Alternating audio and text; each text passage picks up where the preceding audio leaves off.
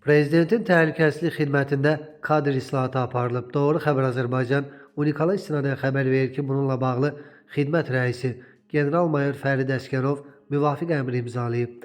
Əmrə əsasən şöbə rəisi polkovnik Abdullah Mirzəliyev işindən azad edilib.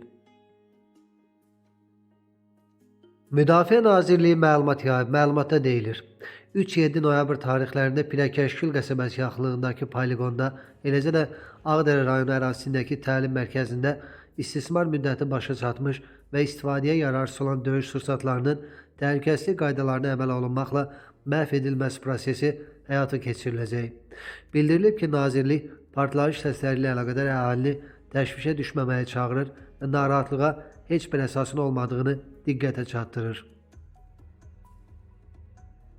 Sumqayıtda bıçaqlanma hadisəsi baş verib. Hadisə Yaşıldərə yaşayış masivində qeydə alınıb. Məlumata görə həmin ərazidə yaşayan 25 yaşlı Mehdi Ələsgəroğlu Qəhrəmanov tanımadığı şəxs tərəfindən mübahisə zamanı bıçaqlanıb.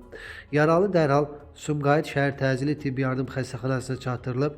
Hadisə ilə bağlı hüquq mühafizə orqanları tərəfindən araşdırma aparılır. Daxili İşlər Nazirliyinin mətbuat xidmətindən bildirilib ki, polislər tərəfindən keçirilən əməliyyat tədbirləri ilə əməl törətməkdə şübhəli bilinən 1999-cu il təvəllüdlü Xəyal Paşayev müəyyən olunaraq saxlanılıb.